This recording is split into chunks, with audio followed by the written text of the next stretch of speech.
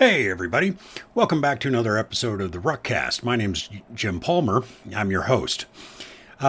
Today I want to talk about something that's a little nerdy, and it's also kind of on topic. I've seen some conversations just yesterday about this exact topic, and so I wanted to spend a little bit of time going over it, mainly because I was already going to talk about it, as you'll see here in a minute. And if you're paying attention and you're looking on YouTube and watching the video, you already know that today I want to talk about minimum basic rates, or MBR. It's kind of an interesting topic because we don't really talk about it too much. And everybody just kind of goes, oh, well, this is the minimum basic rate. And so we're just going to kind of leave it, just let it run whatever the default is. We're going to leave it alone and just kind of go with it. But I want to talk about it because there's something else interesting that's going on here. At least it's interesting to me. Maybe it's interesting to you. And I want to start with when you first sit down and start talking about a network. You sit down and you go, okay, I want to design a network. You get your floor plans, you get all your stuff, and then you set your criteria. And one of the first criteria we really talk about and we set to is what is going to be my coverage? What is my signal level that I want to design to? Now, I can tell you there's some other trains of thought about this, but one of the things that you end up setting in your design tool, whatever design tool you use, is you set a minimum signal coverage. What is my minimum? What is my RSSI value that I'd like to get to? Now, most people will set like a minus 65 dBm. Sometimes it'll be minus 67, depending. But you set that in your design tool, right? And so you go ahead and you set that up. You set up, you go, hey, I want my channels to be 20 megahertz wide, 40 megahertz wide, maybe 80 megahertz wide if you're in 6 gigahertz. And you go through and you do all your design and you validate it and you go, look how pretty my design looks. I'm meeting all these criterias for, how many APs are on a channel, what my minimum signal level is, what my data rate is. And if you do it right, you're looking at, at least a minus 67 across most of the map. And, at anywhere from a 20 to a 40 megahertz wide channel, you're going to get easily above 100 megabits per second. And so, when you look at the MCS charts on mcsindex.org or .net, and you see like, oh yeah, I'm going to set it at here. And so cool. You get it approved, you go deploy it, everything hits, you get it on the controller, you go back and you look, okay, what are my channel bandwidths? What are my, and then you do a validation survey and you do all this stuff and everybody's like, yeah, cool. It's all said and done. But the one thing you never said is the MBR. You just go, you know what, we're just going to leave that alone. We're going to leave it at whatever the vendor default is. And most vendor defaults in 2.4 gigahertz is 1. And in 5 gigahertz, it's 6. Turns out that in 6 gigahertz, it's also 6. And so you set that. But have you ever gone to look in the MCS chart, mcsindex.net, to see, well, what's required to get to that? I have. And I'll tell you. With 2 spatial streams and a 20 megahertz wide channel, in order to get to 6 megabits per second, it's an MCS of 0. Same thing on 2.4, MCS of 1, or to get a 1 megabit per second data rate, you need an MCS of 0. But think about what you designed. You designed for all this fantastic coverage where you're getting 100 megabits per second, but then you don't change that one thing and you go, oh, well, because I might have a device that can only do 6 megabits per second or 1 megabit per second. But what does that cost you? And today I want to spend a few minutes and go through and figure out what does that actually cost you. So let's talk about what that is. So beacon and management frames transmit at the lowest configured basic rate and the highest transmit power. Now, there's some other frames that go out at the lowest rate, period. So you can't get off of those. So when you do a PCAP and you look, even if you have your minimum basic rate set to something higher, you're still going to see some frames that go out at the lowest. So it's going to be 1 or 6, depending on the band you're looking at. And we can't adjust those. That's in the standard, and they will always go out at that. But beacon frames and other management frames like probe requests will go out at the minimum basic rate that you configure. And so if you think about it, if you set something to, if you leave it at, and we're just going to focus on 5 gigahertz and that 6 megabits per second here for a second. And if you leave it at that, it's going to go out, every 102.4 milliseconds, you're going to send out a beacon frame, and that beacon frame's going out at 6 megabits per second. Now, the beacon frame contains a whole bunch of data, right? It has all the data that you need to run the network, to advertise what the network is, what devices need to support, all the other little fun bits and bobs, the type of security, everything else that you configure, all those little nerd knobs get advertised in the beacon frame. So depending on how many nerd knobs you turn on, and if you watched my video on the Ruckus TX VAP and the multi-BSSID, the more of those little nerd knobs you turn on, the more data you have to send out in that beacon frame. Well, if you're sending it at the lowest possible data rate on the entire, band, it's going to take longer to send it out because it's sending it at a lower MCS rate, right? So you take extra time to do that. But if you were to change that MBR from, say, a 6 to a 12 or to a 24, you're going to send it out at either twice the speed or 4 times the speed, which means that instead of me taking 6 minutes to get to this point, if I was talking 4 times as fast, then I would have gotten to this point at less than 2 minutes. And that's the same thing, right? So people who like to turn on podcasts or turn on YouTube videos and watch them at like 1.25 speed because they can get through them faster, same concept. Except we're sending out these management frames at the lowest speed. And so the problem you have is if you end up with a bare minimum of 3 SSIDs, right? And again, if you go back and you watch, my multi-BSSID video, we talk about that, right? It takes extra time on a channel, transmit opportunities, stuff like that. Now in 2.4 and 5 gigahertz, we're not using multi-BSSIDs and non-transmitted BSSID information. So we need to be very quick at getting on and off. And when we set something to 6 or even 12, what we're saying is, hey, we still want to talk slower, even though we designed our entire network to go out, and achieve 100 megabits per second. And then we go, yeah, but cool, those 6 megabits per second clients, we want those to come on in too, because, we might need to support those. And it just seems backwards to me, right? We design these really awesome networks to do all this really cool stuff and meets all these other criteria and all these other guidelines.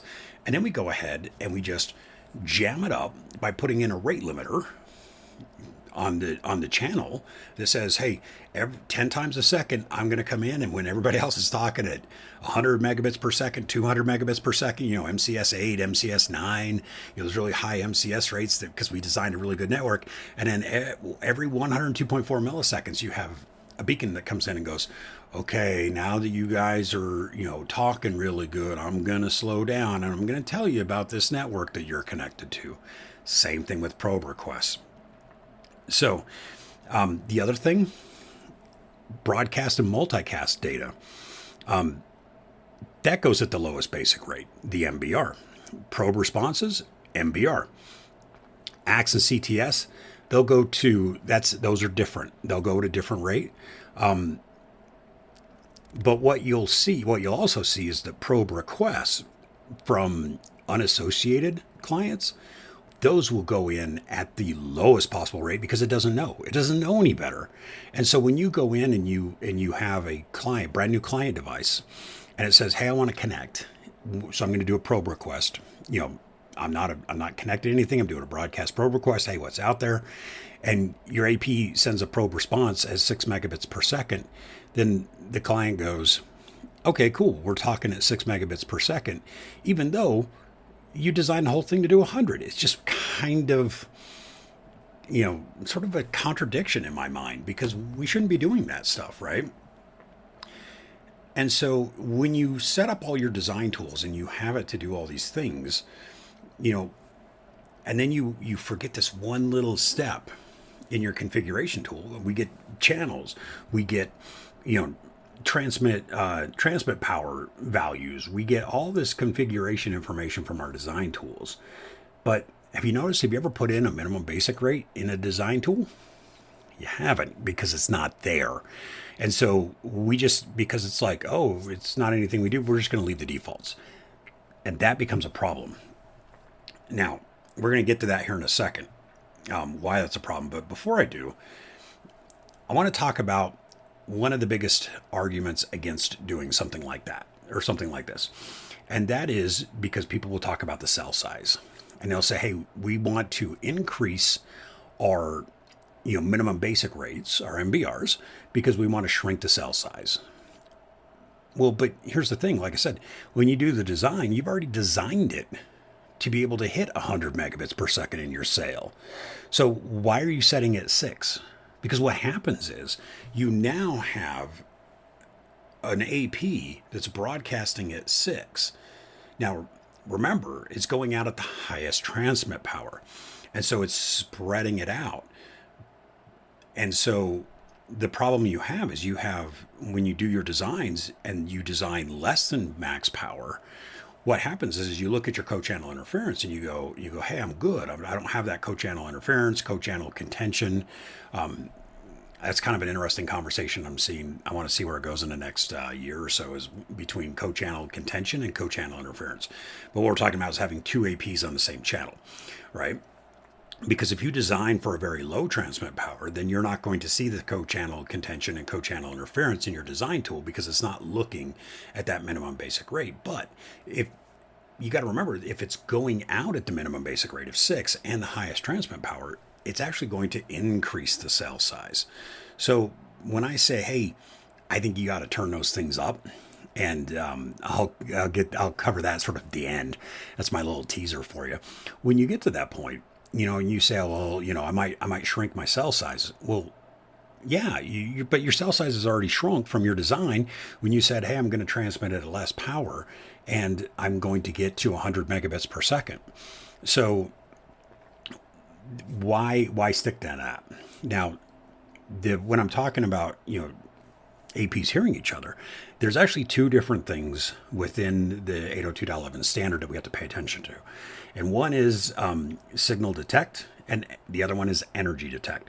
And they have different parameters, and they're looking for different things, right? Now, and I wrote this down so I wouldn't get it wrong. So let me read it. So the signal detect is something for close neighbors, but that is that value is usually about a neg 82. And what happens is if an AP can decode the preamble and read the duration in NAD field, and it will defer for the stated frame duration. Now, a frame at 6 megabits per second has a longer duration. Remember, we were talking about going slower and faster, but it has a frame at 6 megabits per second has a longer duration than the same frame at 24 megabits per second. The highest we can go on Ruckus. So it's the same data, but you end up with a longer deferral. So you're slowing down an AP that you never thought you had interference or contention problems with, because you designed for a smaller cell. But by setting it at a 6, leaving it at default, it gets bigger. And so you can actually impede more. Now, the other one is an energy detect. An energy detect is a minus 62. Now, they can't decode the frame at all. They just see the RF energy and they defer as long as it's above and that. But the longer frame, same thing, right? It's a longer time on the channel. So you get more deferrals. And so it's not just on your one cell, on that one, BSS ID. It's across all of it. So by raising that thing up, you're reducing the amount of time, which means that even if you have, some co-channel contention or co-channel interference, you end up having those, you're decreasing that by raising your minimum brace as opposed to leaving them, further down. Now, what happens when we leave them at the default? And I want to go and I want to show you something that I just collected a little while ago. And this is some PCAPs I collected in the field. And I took the PCAPs and I dumped it into Wi-Fi Explorer Pro. And I said, hey, show me what we see. And what you'll see here on channel 1, we have one overlapping channel, 2.4 gigahertz. The beacon overhead is 132%. Come down to channel 6, it's 164%. Come down here to channel 11, 160%. We have 58 networks, 60 networks at 2.4 gigahertz. And if you come over here and you look at these minimum rates, look at what these minimum rates are. 1 megabit per second and 6 megabits per second. And look at these times. You're looking at 2.6 milliseconds, down to a half a millisecond. Now these are not, none of these are multi-BSSIDs. These are all of those really high, just really low data rates, which ends up causing you more beacon airtime. So when we talk about that time, like, hey, how long does it detect? What's the duration of that frame on the channel? That's what I'm talking about, is it's driving that up. And when you have multiple networks, because, you're still running one SSID per VLAN, now you end up where you have that many channels, that many networks on these channels, and it's not good, and here's the thing is when I found all this stuff, it wasn't a one-time thing. 69%, 98%, 51%, same thing, 6 megabits per second, 1 megabit per second. And look at these really long durations. So all of these really long durations that we see, right, are just really kind of messing it up. And even when we come over here and you look, channel 11, and what we're looking at here is the channel and the number of networks. It only has 22 networks on it, which for 2.4 is actually not too bad. But it's still 51%. Now, nobody was on these networks when I took these readings, so there weren't any stations. And so what we're looking at here is just the beacon overhead. This is just exactly how much time it takes on the channel. And so when you look at a 1 megabit per second data rate, and here's the other little kicker, 1 megabit per second, minimum basic rate on 2.4 gigahertz, that is not OFDM rate. That is a DSSS rate. So this is 802.11b. So they've still enabled 802.11b on these networks. And then they go, hey, Jim, why is my network not working well? Well, I'll tell you why. It doesn't take much. It takes a laptop with, Wi-Fi Explorer Pro, and you get stuff that looks like this. Here's another one, 134, 155. 155% of the time is spent on nothing but beacons. When does the data get through? Anybody? I feel like, Ferris Bueller's Day Off. Bueller, when's that data get through? Take a look at another one, 95, 74%, 98%. I mean, and then you even take a look at this channel 64 right here that has 24 networks at 5 gigahertz. 14% of the time is on nothing but beacons. Can you, and what happens is when you get, it's not up to 100% when things start to fall apart. Things start to fall apart sooner than 100%. Because Wi-Fi still needs that management overhead. And if the management overhead can't function, then the BSSID starts to fall apart. The channel starts to fall apart. So we're not trying to compare, because I'll tell you, even at 95 and 98%, those are that's just dysfunctional. It won't work. And this is with no clients. And all we're looking at here is the beacons anyway. So the channel utilization is just maxed out, but there's no clients. Right? Let's take a look at another one. This one's a little bit better. Take a look at those. This one, we ended up with some adjacent channel interference at 2.4. If you've never seen that, let's take a look at that. You got channel 8 and channel 10. There's one network on each one. And so the overlap, oh look, 74 networks are overlapping on that one channel. And so you still end up with a 1% on that channel, but you're basically combining the 104 and the 77. And that's just not something that functions and works in real time. Even when you come down here and you take a look at some of these other ones that are cleaner down here, down in the Uni 2, you still 14%, 13% beacon overhead. This is what these low minimum basic rates and this extended beacon airtime. Ooh, we got one that's down to 0.4, right? That's what kills you, right? Now, one more. This was the best one that I found, but it's still, I mean, look at this, 0.5, 0.5, 2.6, 2.7, 50%, only 50% of my time is beacons. All right. And that's the best. This is why we don't move this stuff, right? So let me reference this to something where we've raised the MBR. We put it up on the high one. And what you can see here is we're going to start over here on this side, and we're going to take a look at the minimum basic rate of 24 megabits per second. And this is on 2.4. The 20 megahertz, you can see, these are the max rates, right? So you got 20 megahertz, we got 160 megahertz. If we come over and look, that's a 6, but look at that. 0 milliseconds, that's a multi-BS SID. So this is 6 gigahertz. So I'm running some 160 megahertz channels and 6 gigahertz. Look at these 80 megahertz right here. Come across 24, 0.18 compared to 0.4. The only one of these rates that's above a 0.1 is that one that's carrying 2 to 3 different SSIDs, because it's a multi-BS SSID, and it's still running half the amount of time. And it's at 6 megabits per second. And we're still going half the time, because it's all about the time. Time is the one thing that I can't get back. I can't get back time. Once that time's gone, the time is gone, right?